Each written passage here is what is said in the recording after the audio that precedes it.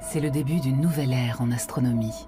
Pour la première fois, des scientifiques observent des particules fantômes dont l'origine se situe en dehors du système solaire et même de notre galaxie.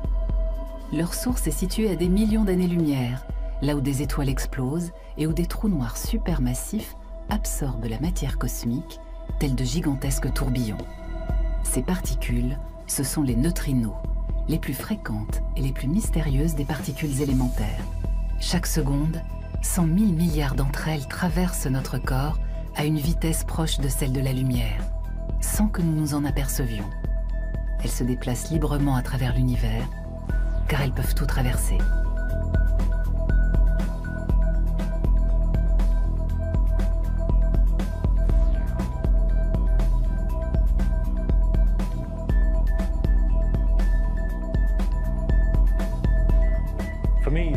Le neutrino est ce qui se rapproche le plus du rien.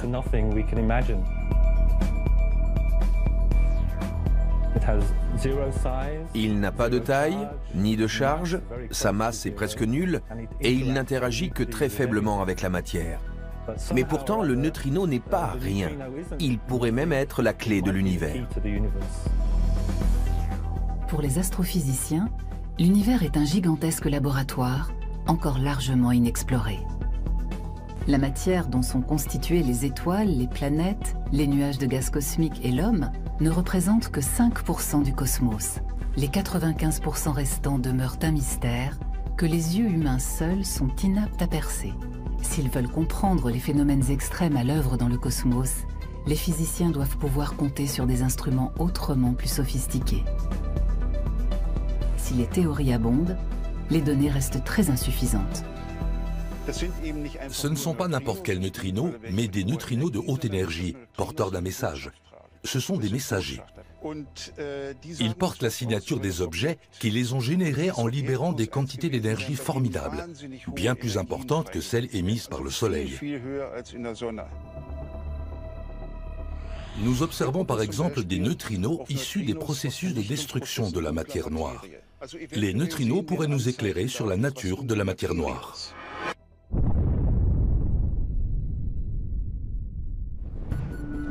Il y a une dizaine d'années, un groupe international de scientifiques a entrepris de développer un détecteur géant destiné à capturer ces particules de très haute énergie. Et ce, dans l'un des endroits les plus isolés de la planète, le pôle Sud.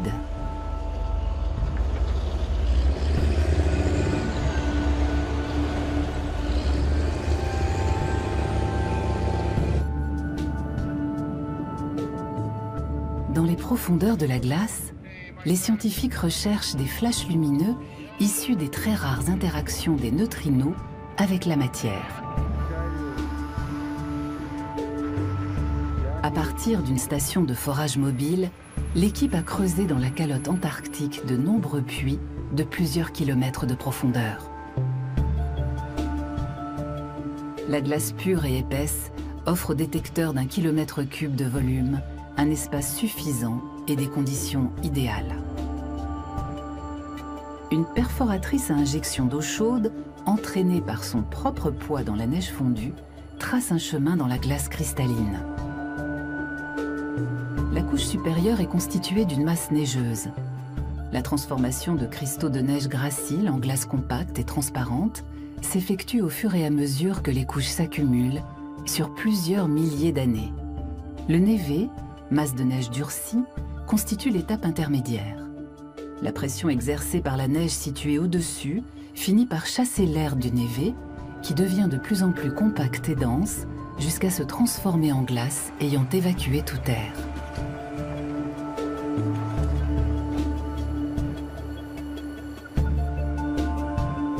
Dans chaque puits, les chercheurs ont descendu une ligne harnachée de photodétecteurs qui ont la taille d'un ballon de basket.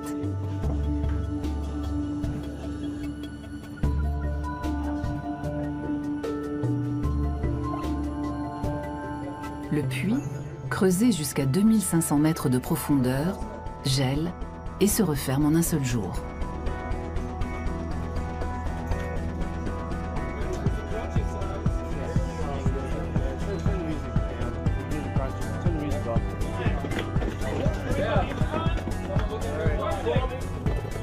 Avec un volume total de glace d'1 km3, IceCube est le plus grand détecteur de neutrinos au monde.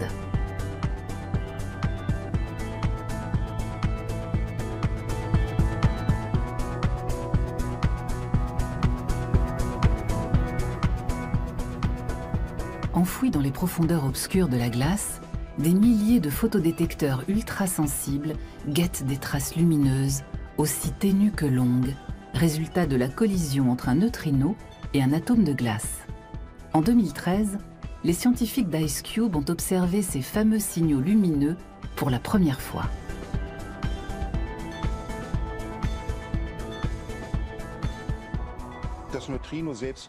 On ne peut pas, à proprement parler, capturer les neutrinos. En revanche, on peut détecter les particules secondaires issues des interactions des neutrinos avec des noyaux atomiques. Certaines d'entre elles se déplacent sur plusieurs centaines de mètres, voire plusieurs kilomètres, en ligne droite à travers la matière. Et ce faisant, elles laissent dans leur sillage un cône de lumière appelé effet Cherenkov, du nom de son découvreur. C'est cette lumière que nous captons. C'est ainsi que nous avons détecté les deux neutrinos Bert et Ernie, dont l'énergie était telle que, de toute évidence, ils n'avaient pas pu être produits dans l'atmosphère terrestre. Ces neutrinos ont donc été engendrés en dehors de notre système solaire. Après une collision avec un atome de glace, un neutrino cosmique, qui est bien plus petit qu'un noyau atomique, laisse derrière lui une trace lumineuse qui s'étire sur plusieurs centaines de mètres. La découverte des neutrinos baptisés Bert et Ernie est l'aboutissement de plusieurs décennies de recherche. Ces messagers venus des confins de l'espace font l'objet de recherches partout dans le monde, notamment en Europe. Rendez-vous à l'Institut de biologie marine Michel Pacha, construit à la fin du XIXe siècle et qui doit son nom à son mécène. Il abrite la station terrestre d'Antares, un détecteur de neutrinos immergé au large de la Seine-sur-Mer, première étape d'un programme qui doit se déployer sur plusieurs sites en Méditerranée. Objectif des scientifiques, décrypter le phénomène d'oscillation des neutrinos qui, au cours de leur transformation, peuvent se présenter sous 3 états différents.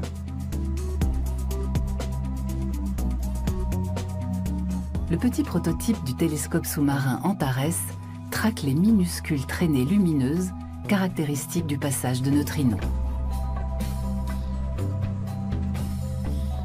D'ici quelques années, un télescope géant devrait voir le jour, KM3net, dont le volume total sera de plusieurs kilomètres cubes. Chaque case correspond à une ligne de détection. Les croix représentent l'endroit et l'heure auquel le photon a été détecté. Sur ce graphique, on peut voir, avec le temps qui défile, le taux de comptage des modules optiques. La principale source de lumière que nous détectons est celle de la radioactivité naturelle du sel, du potassium 40, un isotope qui émet de petites particules lumineuses. Cette lumière est due en majeure partie à la radioactivité naturelle.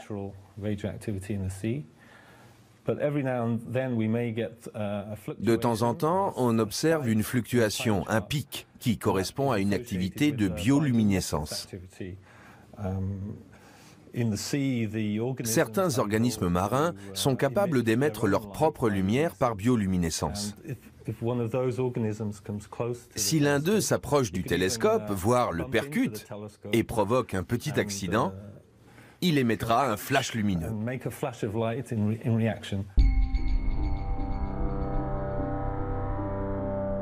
Nous avons étudié les corrélations entre la quantité de bioluminescence reçue et les paramètres physiques de l'océan, enfin de la mer Méditerranée, qui est comme un petit océan, en particulier la température, la salinité, qui vont donner des signatures des différentes masses d'eau présentes en Méditerranée, comment elles se comportent, comment elles bougent, comment elles se mélangent, et aussi le courant, donc la vitesse du courant, l'intensité du courant, la direction du courant. KM3net sera un instrument de mesure sous-marin à vocation pluridisciplinaire. capables de fournir des données de biologie, de géologie et de physique. Outre les neutrinos, les chercheurs peuvent déjà détecter les signaux de certaines espèces de cachalots et de dauphins. Donc là, vous avez sur cette bande le temps qui défile, c'est en temps réel, et en vertical, vous avez la fréquence. Et donc, chaque fois qu'il y a un signal qui est identifié, il est identifié par un petit code de couleur. Et donc là, en ce moment, par exemple, il y a des clics, donc des signaux large bande et de très très brefs, de quelques millisecondes, d'espèces de cétacés, qui sont des odontocètes, de grands dauphins. Et en parallèle, on a en même temps des signaux aussi de cachalots, sperm whale en anglais.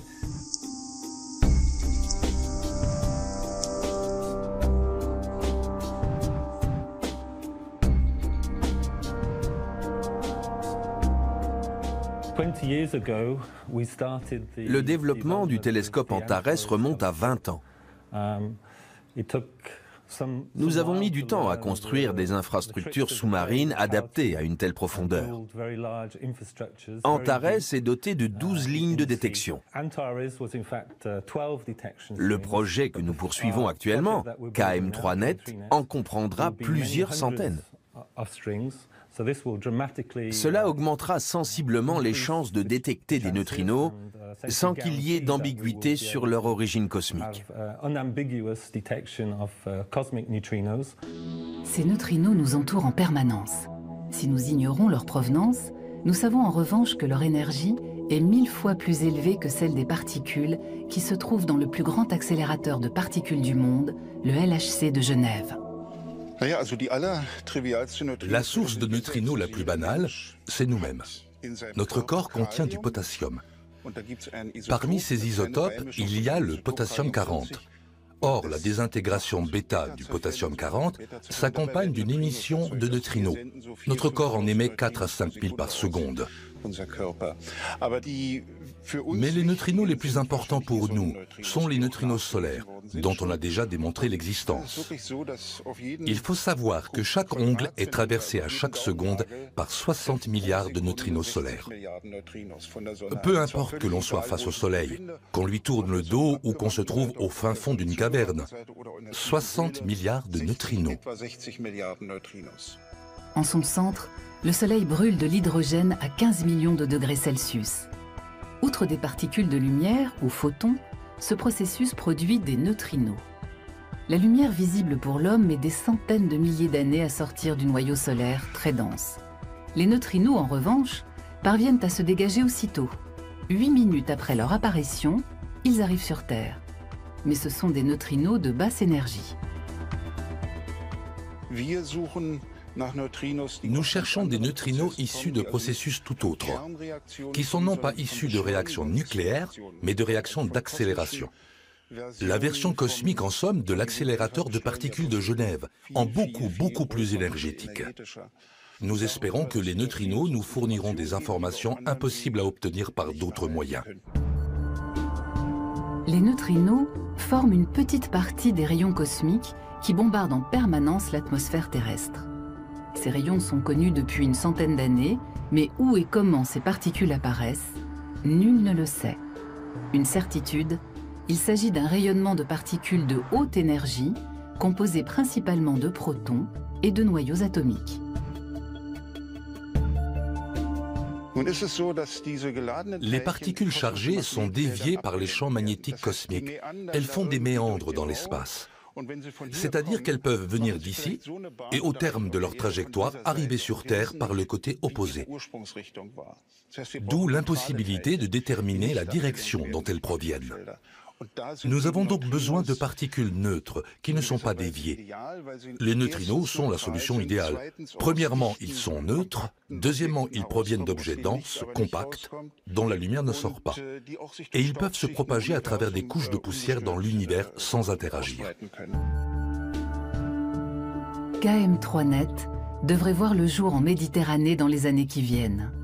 Répartie sur 3 sites situés au large des côtes françaises, italiennes et grecques, l'installation formera un détecteur de neutrinos géant avec des capteurs immergés jusqu'à 4000 mètres de fond. Dans sa configuration maximale, KM3Net offrira un volume de 10 km3. Comme Ice Cube dans la glace polaire, KM3net recherchera des neutrinos dans l'eau.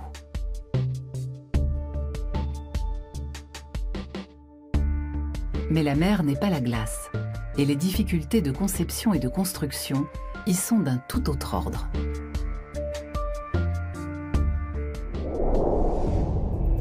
Afin de pouvoir analyser les informations recueillies dans l'eau, les scientifiques installent sur le fond marin une infrastructure chargée d'acheminer les données regroupées par paquets jusqu'aux stations à terre via des câbles sous-marins spéciaux.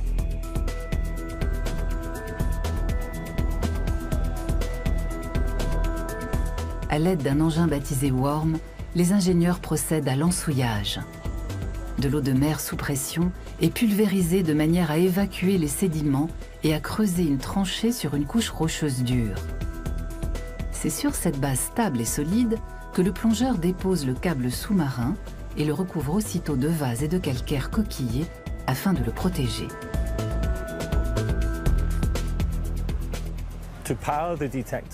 Pour alimenter le détecteur et transférer les données jusqu'à terre, nous utilisons un câble sous-marin de télécommunication. La transmission des données s'effectue par fibre optique. Le câble du KM3net est équipé de 36 fibres optiques. Pour qu'il soit protégé des éventuels dégâts causés par les ancres des bateaux, le câble est doté d'une double armature d'acier, une couche interne et une couche externe plus épaisse. Mais seulement au voisinage des côtes. Ensuite, une armature simple suffit. Et en pleine mer, au-delà de 1000 mètres de fond, le câble n'a pas besoin de protection supplémentaire. La gaine en polyéthylène suffit.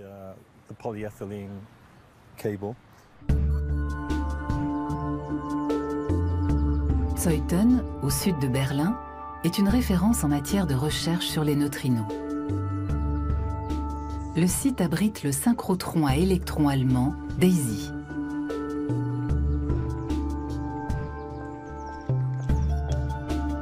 C'est ici qu'un groupe de physiciens des particules a développé les capteurs qui équipent Ice Cube au pôle Sud.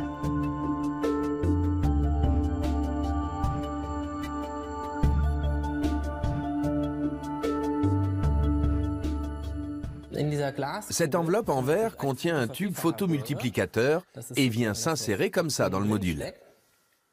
Ce tube est très sensible à la lumière. Dès qu'un photon percute la paroi, un seul photon, il se produit un tout petit signal électrique. On peut lire ce signal électrique grâce à l'électronique que l'on voit ici. Je vais vous montrer. Ça, c'est la boule de verre qui protège les capteurs de la pression dans les profondeurs de la glace. L'électronique amplifie le minuscule courant électrique, le numérise et envoie le signal numérisé à la surface. Des milliers de capteurs synchronisés mesurent le moment exact et l'intensité des flashs lumineux, puis transmettent l'information.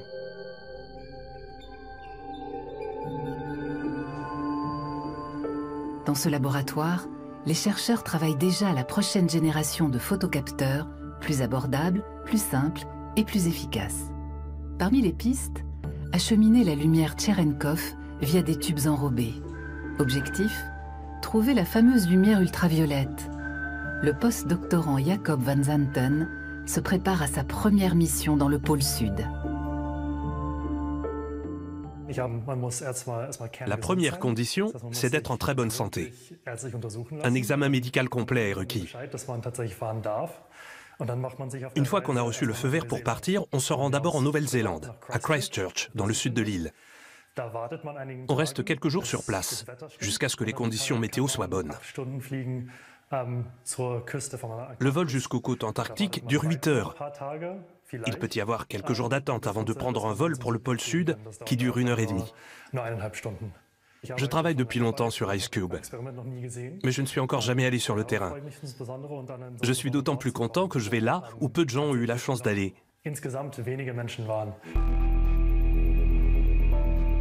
Le long voyage qui conduit les scientifiques au pôle Sud est déjà une aventure en soi. L'Antarctique est plus grand que l'Europe.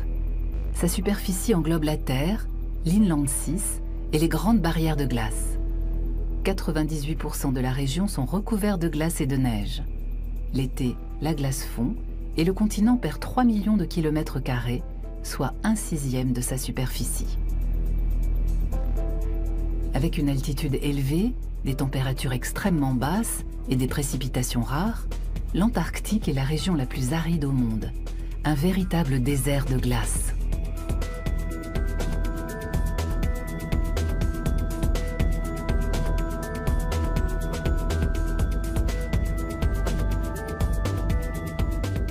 Il faut plusieurs jours à Jacob Van Zanten pour atteindre l'Antarctique. La dernière étape de ce voyage aux confins du continent s'effectue à bord d'un avion de ravitaillement de l'armée américaine. L'atterrissage a lieu à 3000 mètres d'altitude, sur la calotte glaciaire. C'est l'été, la haute saison pour les scientifiques qui ne viennent en Antarctique qu'à cette période de l'année. L'hiver, seule une petite équipe chargée du fonctionnement du détecteur reste sur place, affrontant le froid glacial et l'obscurité. Tous les voyageurs sont soulagés et heureux de parvenir enfin à destination. Mais dès l'arrivée, certains sont pris du mal de l'altitude. Il leur faudra quelques jours pour s'acclimater. La base Amundsen Scott, station de recherche américaine, est une oasis au milieu du désert glacé. Une garantie de survie pour tous les scientifiques.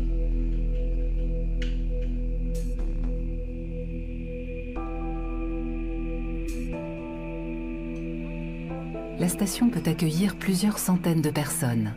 Son infrastructure est simple et fonctionnelle.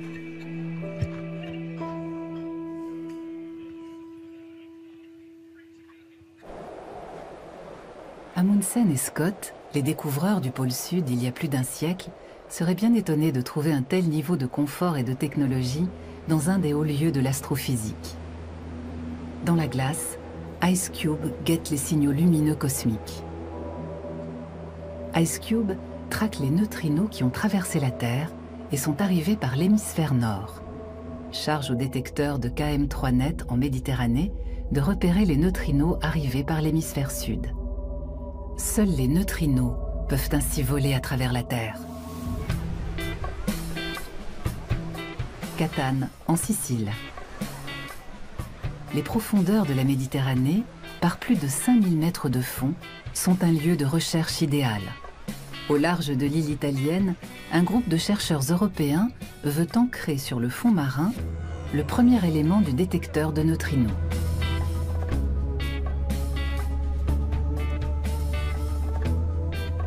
Les physiciens ont adapté l'architecture des photodétecteurs aux profondeurs marines.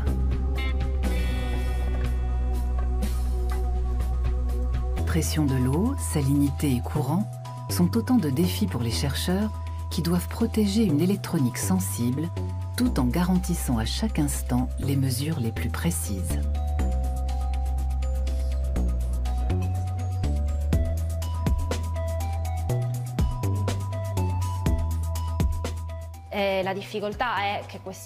La difficulté consiste à déposer ces objets à 4000 mètres de fond. Tout doit parfaitement fonctionner avant le lancement de la mission en mer, car il serait extrêmement difficile par la suite de remonter ces objets pour les réparer. La production prend beaucoup de temps et plusieurs séries d'essais sont nécessaires avant que les modules optiques soient prêts à être immergés. Les chercheurs doivent protéger les instruments de la forte pression de l'eau et de sa salinité.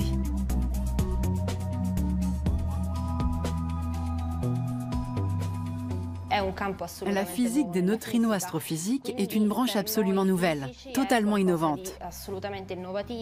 Avec les neutrinos, nous allons redessiner la carte du ciel.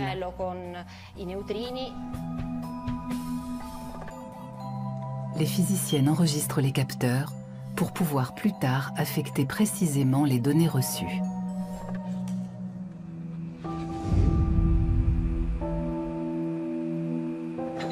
Retour à la base antarctique Amundsen Scott, où le physicien Jacob Van Zanten s'est bien acclimaté.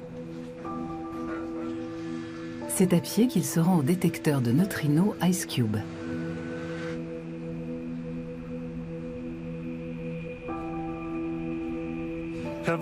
Nous avons aujourd'hui un temps splendide.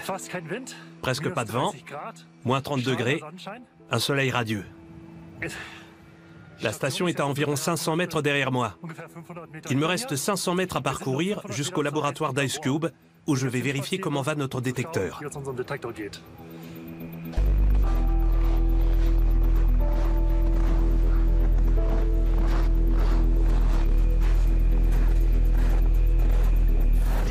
Ces piquets et ces drapeaux sont la seule partie visible d'IceCube. La majeure partie du détecteur étant située à 1,5 km sous mes pieds.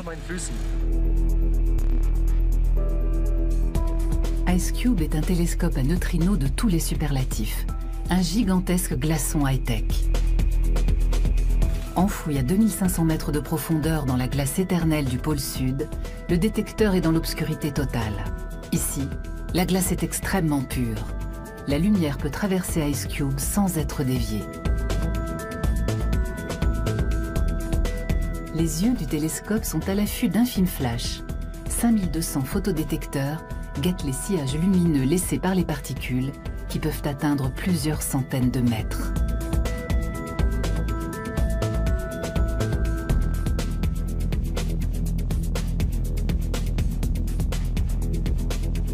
Les capteurs convertissent les signaux lumineux découverts en signaux électriques et les acheminent le long des filins d'acier jusqu'à la surface où se trouve le laboratoire, le cerveau du télescope.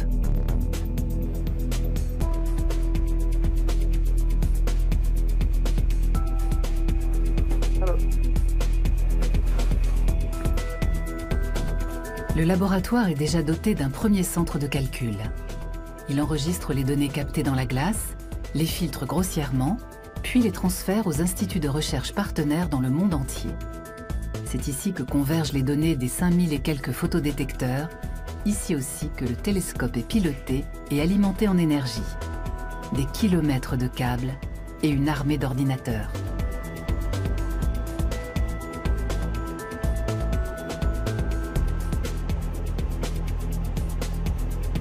Au sein du laboratoire, une petite équipe s'occupe de la maintenance électronique, de jour comme de nuit.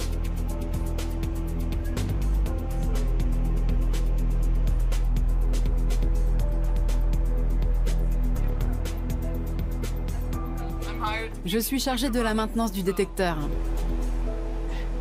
Quel que soit le problème, c'est à moi de le résoudre. Là, je suis contente car ces petites lumières vert, jaune, rouge indiquent qu'IceCube est en train de recueillir des données.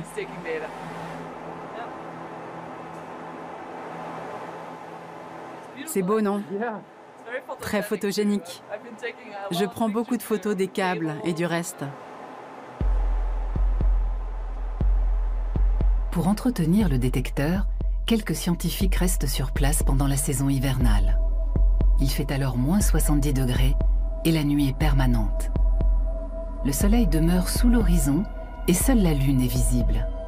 L'occasion d'observer les aurores polaires, fruit de l'interaction entre le champ magnétique terrestre et les vents solaires chargés électriquement, déviés vers les pôles.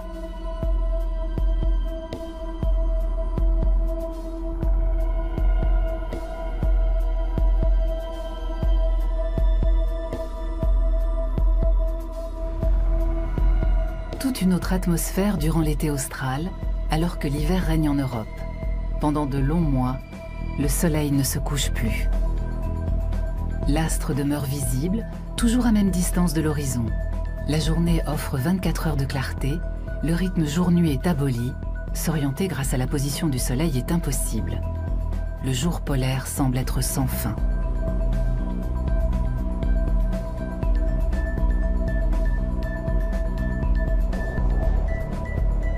La mission de Jacob Van Zanten dans l'Antarctique, auprès du détecteur high-tech, doit durer 10 jours.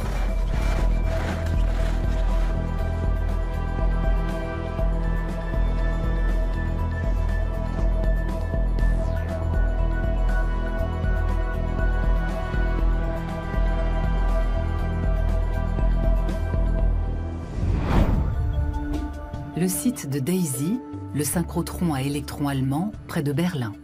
Ce parc de serveurs est un espace de stockage ainsi qu'une gigantesque machine à calculer. on y traite les données d'IceCube qui arrivent par satellite afin d'éliminer les rayonnements parasites et autres interférences. Sur les milliards d'événements que nous traitons, nous repérons les rares interactions des neutrinos avec la matière. L'analyse des données est un processus très laborieux. Où dans le détecteur l'interaction a-t-elle eu lieu? Combien d'énergie l'événement a-t-il généré? Et de quelle direction venait-il? L'opération revient à chercher une aiguille dans une gigantesque botte de foin. Mais le jeu en vaut la chandelle. La détection de neutrinos ultra-énergétiques engendrés en dehors de notre galaxie ouvre une nouvelle fenêtre sur l'univers. Les scientifiques filtrent les innombrables événements captés dans la glace pour ne garder que les fameuses signatures lumineuses. Voici les données brutes et le détecteur dans son ensemble. Ce n'est pas en temps réel, ça correspond à une seconde d'analyse. Oui, la vitesse est 1000 fois inférieure. En temps réel, qu'est-ce que ça donne? Le film dure 1 seconde. Ça clignote dans tous les sens. Grâce à un filtrage plus fin des données, les chercheurs parviennent au but. Les traces lumineuses les plus importantes ont un diamètre de 600 mètres. Un exploit pour de petites particules invisibles que de générer de tels sillages de lumière. C'est assez net. On distingue bien le sillage. Le muon, la lumière Cherenkov. Effectivement, c'est très net. Les neutrinos Bert et Ernie ne sont désormais plus seuls. Après leur découverte, les chercheurs ont réussi à détecter d'autres neutrinos cosmiques, parmi lesquels Big Bird, le recordman des neutrinos énergétiques.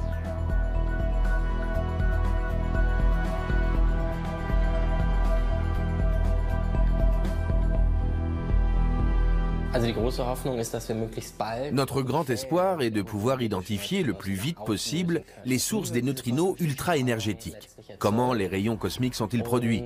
Comment sont-ils accélérés? De quelle nature sont les accélérateurs cosmiques? J'espère ne pas passer le reste de ma vie à plancher sur ces questions, mais plus vite j'y répondrai et mieux ce sera. Le grand planétarium Zeiss à Berlin.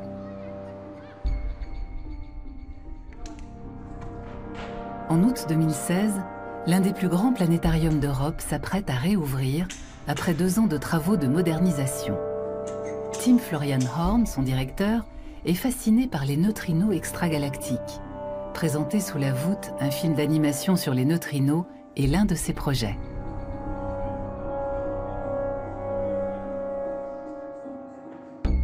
Tim Florian Horn est spécialiste de la visualisation des phénomènes cosmiques. Grâce aux techniques de projection les plus récentes, il veut faire connaître au grand public les dernières découvertes en astronomie.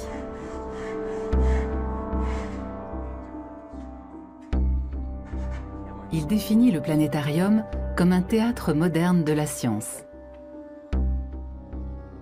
Tout l'intérêt est de vulgariser les dernières découvertes, les montrer. Le meilleur moyen de donner à comprendre les neutrinos est de présenter leur voyage à travers le cosmos.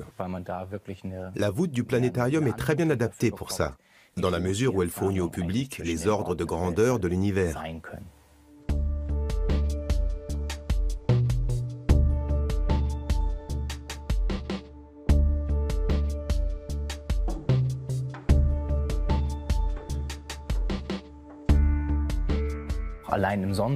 Parcourir ne serait-ce que le système solaire prendrait en temps réel des semaines, des mois. Dans ce film où nous serons embarqués, nous nous affranchirons des lois de la nature. Nous nous déplacerons à la vitesse de la lumière, alors qu'en réalité, nous serions pulvérisés. Nous pourrons voir les autres galaxies, alors que l'œil humain ne serait pas capable de percevoir l'univers en dehors de la Voie lactée. En tout cas, pas de capter la lumière et les photons. Il y a donc un équilibre à trouver entre l'exactitude scientifique et la vulgarisation. La diffusion du savoir scientifique auprès du plus grand nombre demande quelques concessions. Nous sommes en quelque sorte un bureau de traduction pour la science. Pour concevoir le film sur les neutrinos, le directeur a rendez-vous avec un graphiste et le physicien des astroparticules Christian Spiering dans un studio d'animation de Babelsberg à Potsdam.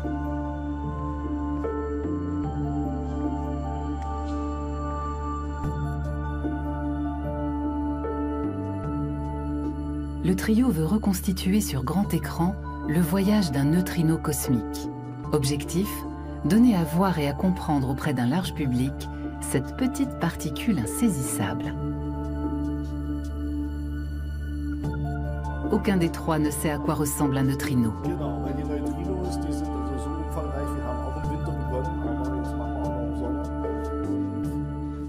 Qu'est-ce qu'on veut montrer? Et quelle doit être la part d'exactitude scientifique, en sachant que l'objectif est d'expliquer comment un neutrino se propage dans l'univers? Pour ma part, je verrais bien une sorte de traînée de condensation, comme celle des avions de chasse.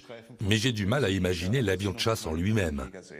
Ce qui m'intéresse, c'est sa trajectoire à travers divers objets célestes. Ou alors, on représente simplement le neutrino sous la forme de la lettre de l'alphabet grec nu. Ça me suffirait d'un point de vue formel. Quelles sont les questions? D'où viennent-ils? Comment volent-ils? Et quelle est leur destination? Je suis le neutrino. Je vole à travers l'espace. Un point de vue subjectif. Oui, subjectif. Je croise en chemin des galaxies qui passent à toute allure à côté de moi. Je les laisse derrière moi et puis du vide. Du vide. À un moment apparaissent notre galaxie, puis le système solaire, puis dans le lointain, une sphère bleue, la Terre. Pour le physicien, les neutrinos sont des particules sans forme particulière. Le graphiste lui soumet quelques idées. Ça, c'est un atome, pas un neutrino. Pour moi, un neutrino ressemble plutôt à un point, à quelque chose d'indéfini, de tout petit. Bien. Proposition suivante. Un modèle qui brille davantage, moins tangible, entouré d'oscillations. Là, on dirait des petits elfes qui dansent une ronde autour d'une boule verte. C'est ce que m'évoquent ces oscillations.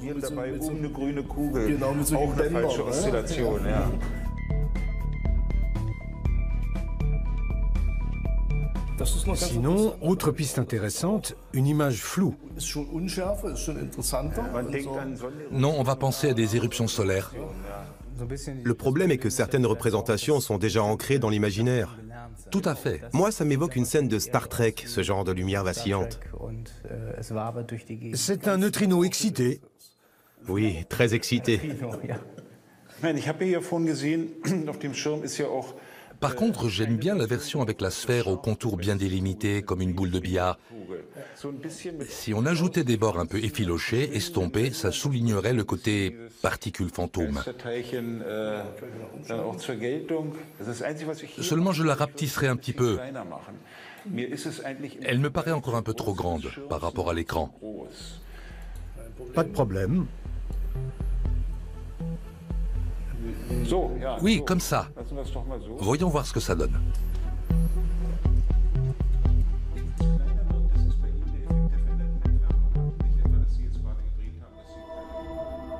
Au Centre de physique des particules de Marseille, le groupe de chercheurs français se prépare à installer la première chaîne de détecteurs du KM3net.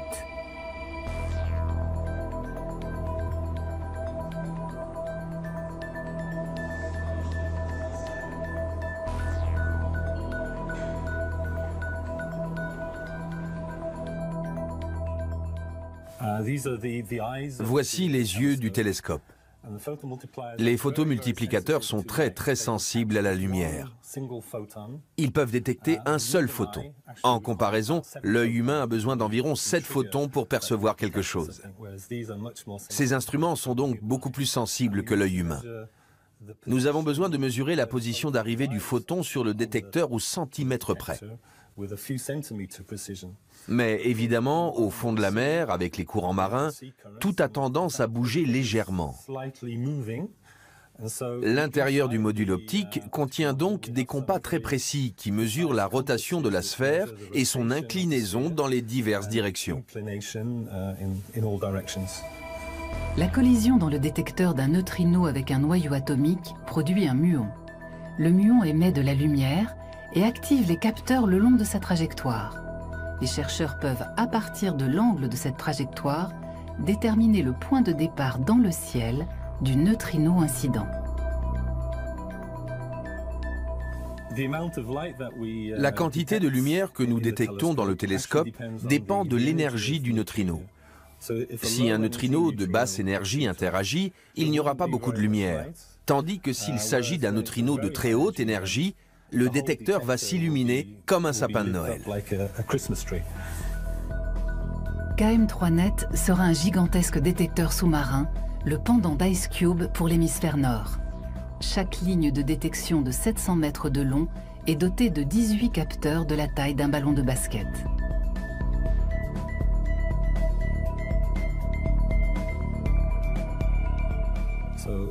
Si l'on pouvait marcher sur le fond marin au milieu de cette forêt de détecteurs, on aurait droit à un spectacle impressionnant.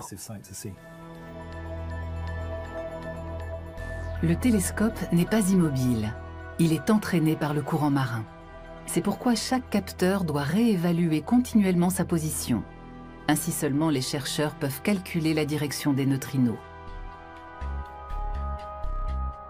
Retour dans le studio d'animation à Potsdam.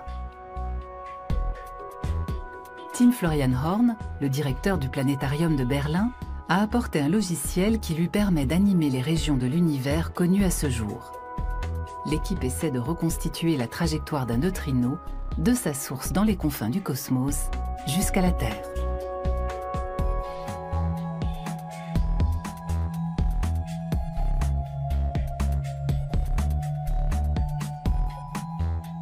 Une carte graphique ou un système informatique ne permettent pas de représentation à de telles échelles.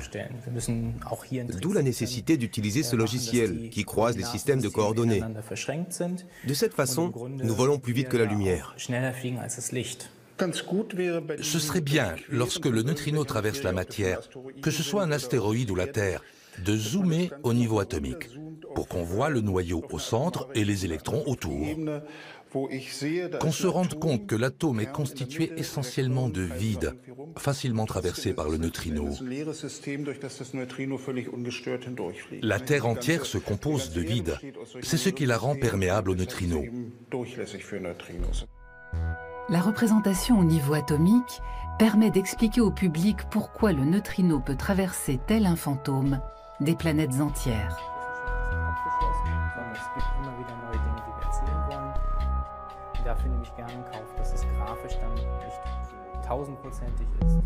À Marseille, les scientifiques préparent le transport d'une ligne de détecteurs.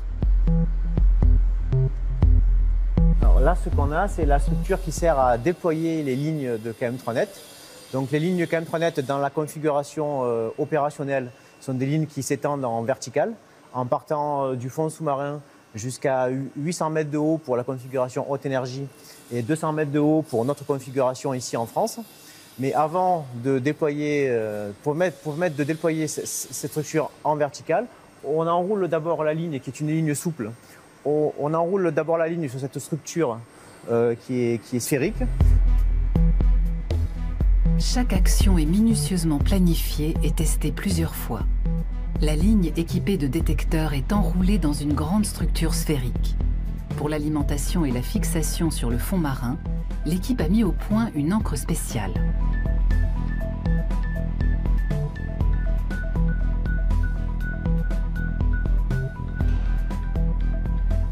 Avant de quitter la halle de construction, la ligne de détection est chargée sur l'encre jaune.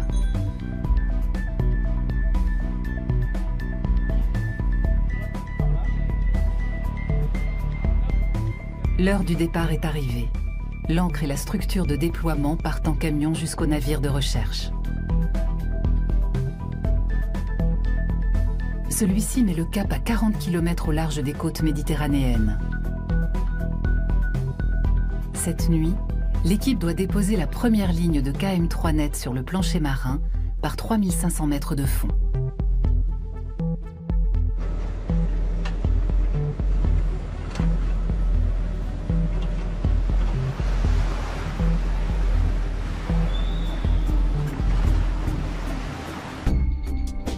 Lentement, à raison de 12 mètres par minute, la ligne de détection et son ancre entament leur descente, accompagnés par des robots plongeurs pilotés depuis le navire par des ingénieurs. Au bout de 4h30, le duo atteint le fond marin. Les bras robotisés câblent l'ancre avec l'infrastructure déjà en place, chargé de l'alimentation en énergie et du transfert des données à terre.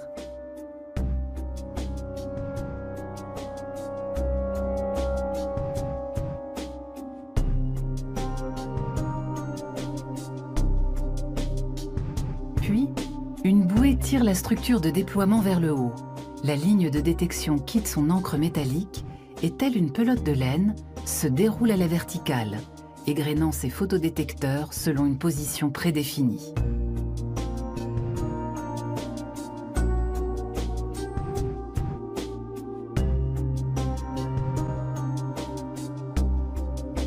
Le déploiement de la première ligne de détection est un succès. Plusieurs centaines d'autres suivront. Bientôt, KM3Net pourra détecter les neutrinos extragalactiques.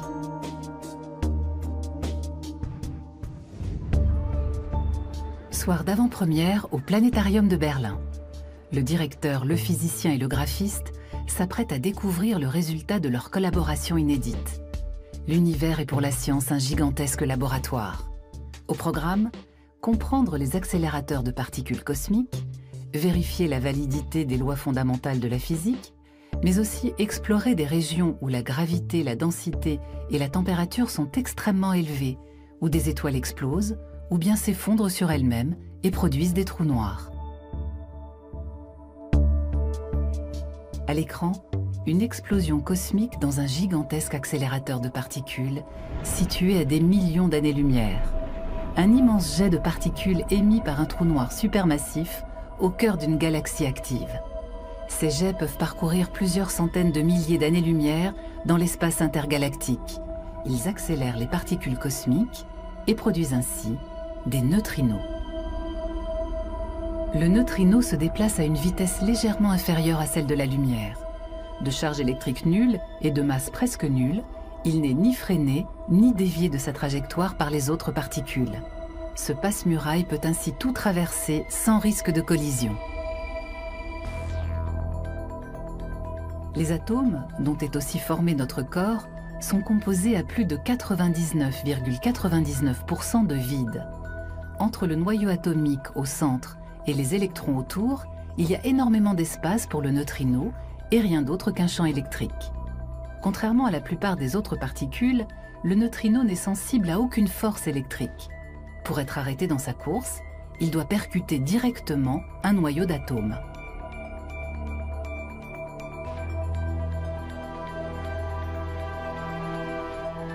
Seuls les télescopes de taille gigantesque permettent d'assister à cet événement rarissime. Mais même au sein d'IceCube, les probabilités pour qu'un neutrino heurte un noyau atomique sont infiniment faibles. Guère étonnant que BERT et Ernie, les deux premiers neutrinos extragalactiques détectés par les scientifiques, soient devenus les mégastars de l'astrophysique et de la physique des particules. Avec la découverte de ces neutrinos cosmiques, nous avons ouvert une nouvelle fenêtre, mais nous l'avons seulement entrouverte. Nous savons que quelque chose existe là-haut, mais nous n'avons pas encore cartographié ce territoire.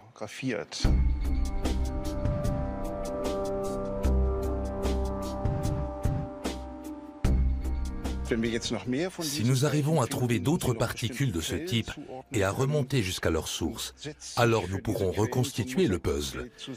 Et nous saurons enfin expliquer les mécanismes les plus tumultueux du cosmos. La physique moderne a montré que le comportement des particules élémentaires, c'est-à-dire l'infiniment petit, et le développement de l'univers, l'infiniment grand, sont intimement liés. Les scientifiques tentent de repousser encore les frontières de la physique avec des modèles et des théories que les neutrinos pourront étayer.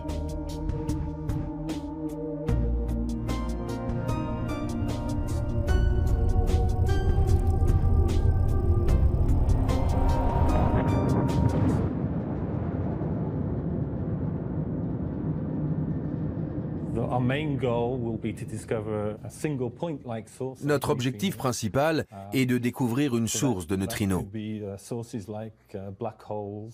Ça pourrait être des trous noirs accrétant de la matière, des collisions de trous noirs ou des explosions de supernovas.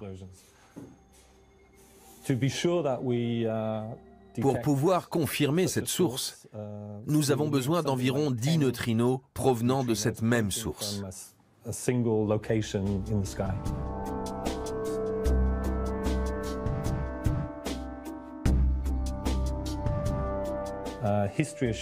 L'histoire a montré qu'à chaque fois que l'on met en place un nouveau télescope, il ne faut pas être surpris d'être surpris.